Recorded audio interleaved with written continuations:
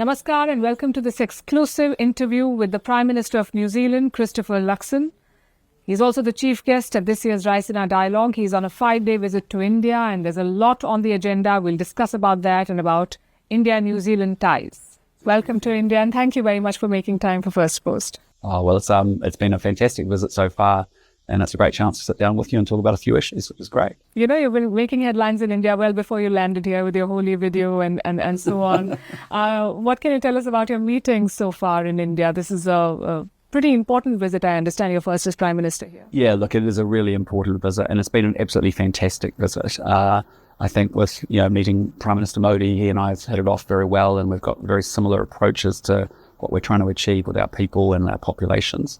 But also our ministerial engagements from top to top have been really great. And I guess we just see that, India and New Zealand are two countries that should be much, much closer.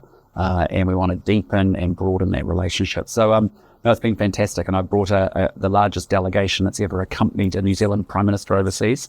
And it has business leaders and it has community leaders and also our Indigenous Kapahaka Māori performing arts team as well. So, we're having a lot of fun. We're seeing a lot of people. And we're learning a lot in the process as well, which will help us set up for the future that we want to see between these two great countries. Sounds great. And you've been saying that you love India. What is it particularly about India that excites you? And you say that both countries should be closer, although they're geographically, 12,000 kilometers apart? Yeah, well, look, it's a fantastic country. I actually got exposed to India probably in my mid-20s when I worked for a company called Unilever, and we had a very big business here, Hindustan Lever. So I got to know India really well and also had huge respect for the talent that came out of India. And obviously I saw that operate all around the business world in my former career as a business person. So, it's just so dynamic. It's so innovative. There's lots of really smart people. I'm just a huge admirer of the progress that has happened, even from when I came here in my mid-20s to when I come, almost 30 years later. It's just the progress is phenomenal. And when you think about, as I said yesterday, 250 million people lifted out of poverty, it's not just a statistic, it's actually what does that represent for the individual or for the family that now has a different set of choices about how they get to live their life. And so, that's what our job is as political leaders, is to create the opportunities for our people so that they get to live a better life. And whether you're in New Zealand or India, it's the same challenge. And so, I think it's a fantastic country. And the reality now is in a multipolar world, India is a really significant regional and global player. Certainly the size of the economy, the population, yes, that's one thing. And obviously we have a very big diaspora. So from New Zealand's point of view, it's critical to our security, it's critical to our prosperity, it's critical to our future society. So it's just a great relationship with so much potential, and also two countries that actually like each other and have for a long time. But actually we really need to put the car, as I say, from neutral into gear and actually get it moving. Yes, and 30 years is a very long time. If you've seen the transformation of India, well, I don't know how much. Yes, it has been incredible, absolutely. How do you describe your relationship with Prime Minister Modi and his approach to foreign policy? Yeah, look, really warm. I think we've got a very strong personal relationship. I really enjoy his company. I think we think very similarly about what our objectives and what our goals are and how we deliver the program and get results for people. I think that's how I think about politics, and I think he thinks very similarly. And in terms of, both recognizing that actually there's complementarity in this relationship. There are things that we can offer each other that I think are pretty special. And so, we want to deepen up our defense and security ties. You've seen us announce that we want to deepen up our economic and trade ties as well. And we want stronger people-to-people connections. And so, we spent quite a bit of time in our bilateral just talking about the opportunities that exist, for example, in education and sport. That actually gets those connections working between our two societies in a much better way. So, I just think there's a lot of opportunity for both of us. And we think very similarly about wanting peace and security in the region, because actually it's through the security that we end up being able to deliver the prosperity that we want to deliver for our people. As you mentioned, there are obvious points of convergence, and I know that with your visit here, there's fresh momentum in the trade talks.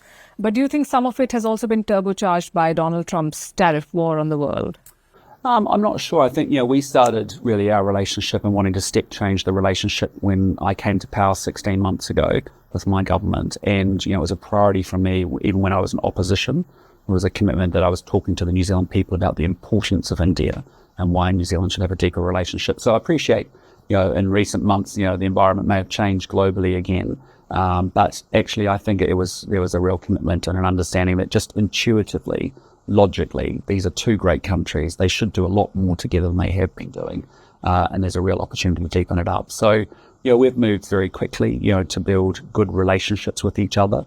Those relationships have then led to the invitation to the state visit, and then that has led to kicking off the comprehensive FTA agreements. And we're very determined to move through those issues. We know there'll be sensitive issues on all sides, but I think we've got the right approach in both teams to be able to move as quickly as we can. Yes, and you campaigned on that, on improving trade with India. That was one of your promises. But you also recently said, and I'm quoting, New Zealand is an attractive destination for anyone looking to take shelter from the global storm. Was it a reference to Donald Trump? Well, it's just a reference to acknowledging that the world is certainly more volatile. It's more uncertain. As I said yesterday at Raisina, we're seeing a huge change with rules to power.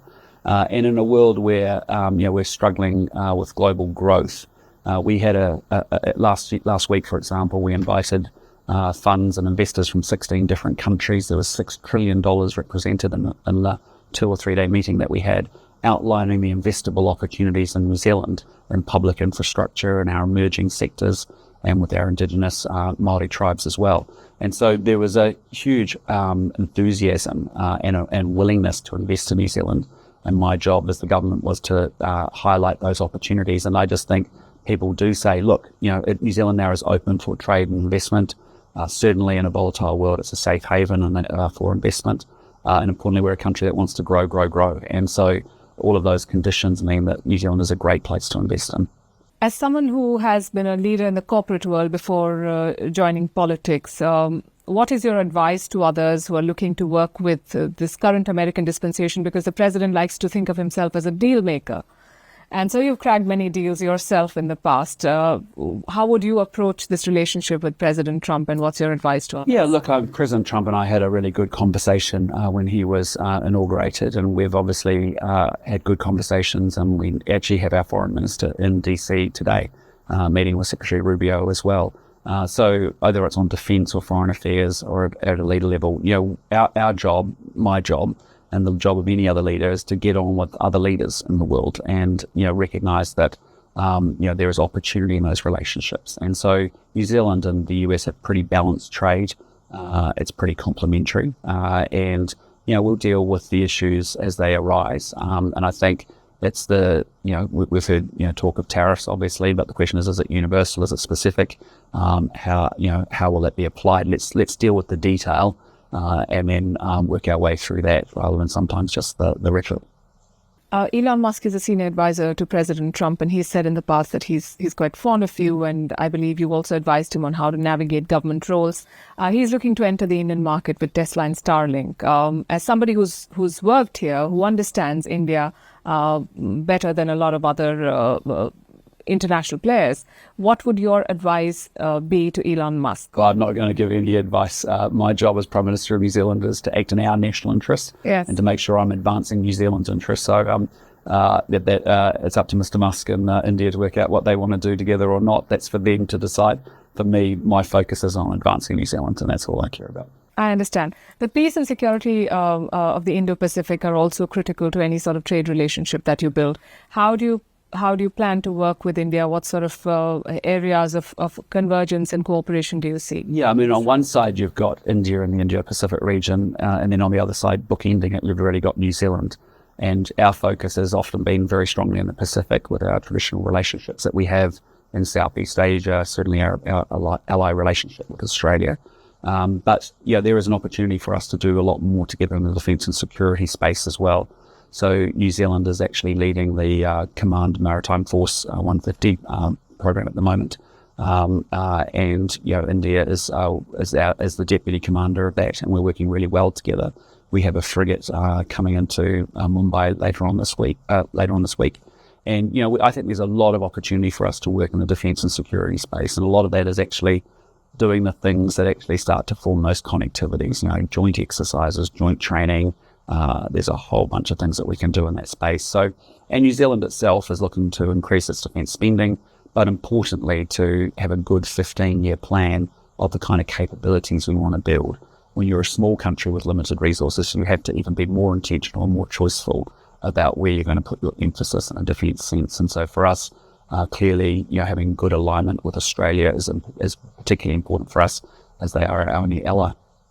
In recent months, tensions have been building up in the South China Sea and around Taiwan, with the Beijing indulging in unprovoked, activities.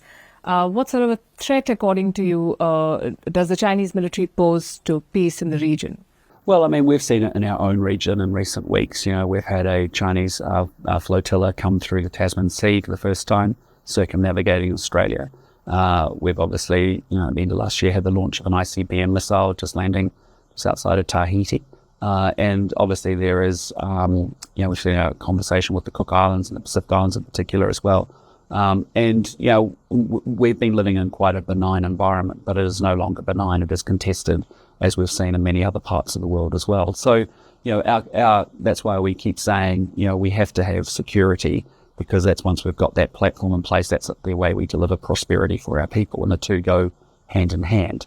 Maybe, 25 years ago, you could treat them as quite different objectives, but now they're very independent of each other.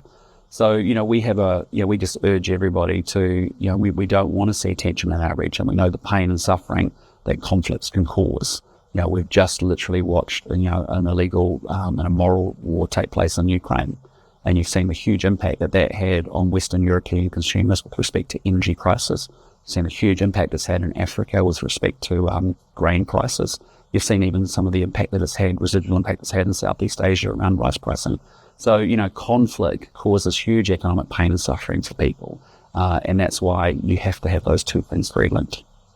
Prime Minister Luxon, you've said in the past that, and I'm quoting again, India is very much aligned with New Zealand on security and defence. And New Delhi has raised concerns in the recent past vis-a-vis the Khalistani separatists that operate in New Zealand. And last year, they also held a referendum that talked about breaking up the state of Punjab from India. The government of India, of course, objected to it. How do you propose to address these concerns? Well, the bottom line is that in our democracy, we believe in the freedom of speech. We have very clear, we expect that speech to be legal, compliant, and we have police that actually enforce our law and make sure that law is being upheld. So from our point of view, we expect people to be able to voice protest. We just want it done legally, and they are entitled to do so under freedom of speech, as you would expect in a good liberal democracy. But it's also important that the law is upheld and maintained, and where we see that is not the case, obviously our police over a number of decades have continued to enforce those laws, and so and make sure that it is legal and it is appropriate. But that's what I expressed very strongly to Prime Minister Modi and what I've said publicly and privately. If the Al-Qaeda or the ISIS were to hold a referendum, if organizations like the Al-Qaeda or ISIS were to hold a referendum in New Zealand about something related to one of your Western partners, would you say the same? Well, again, the key thing for us is that we have very well-defined laws in our democracy around the freedom of speech, and we expect people to be compliant with those laws, that they have a complete right to protest, but they have to do so in a way that is legal. And when it's not the case, that's when our police, we have huge respect for, that do an excellent job in New Zealand of enforcing our laws. It's important that they're upheld. And so it's as simple as that for us. It's very much a case of we expect people to exercise their protest. They're entitled to do so in a democracy. That's important. But equally, we expect that actually they are compliant with our laws at any point in time. Sikhs for Justice is a banned terrorist organization according to the government of India, and it operates in New Zealand as the leader of a country that is exploring a deeper partnership with India.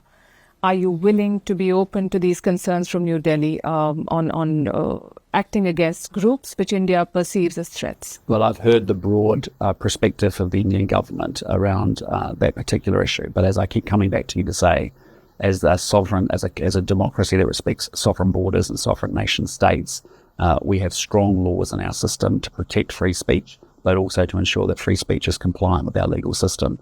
And that's what, as a New Zealand Prime Minister, that's what I want to make sure we uphold in our society.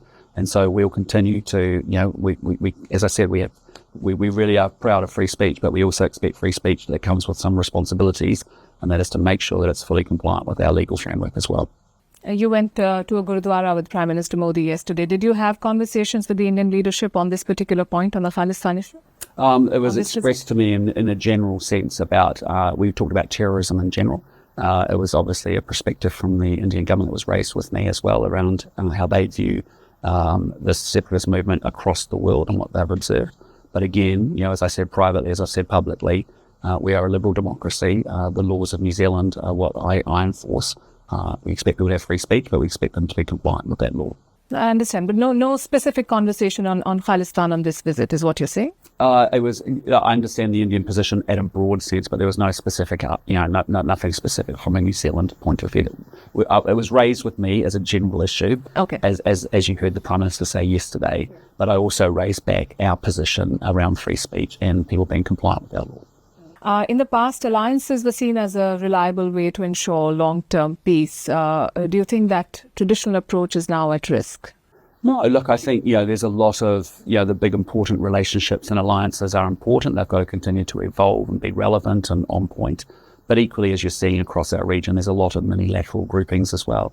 We have very strong relationships, obviously, with Australia, but we also have five-power defence arrangements in Southeast Asia. We have the IP4 that really is with Japan and Korea and Australia and Northeast Asia. And there's these groupings that are coming together to discuss the geostrategic issues. There's obviously economic groupings. RCEP has been really important, probably the most inclusive free trade agreement. CPTPP, which Singapore and New Zealand were key architects of, a really impressive free trade agreement as well.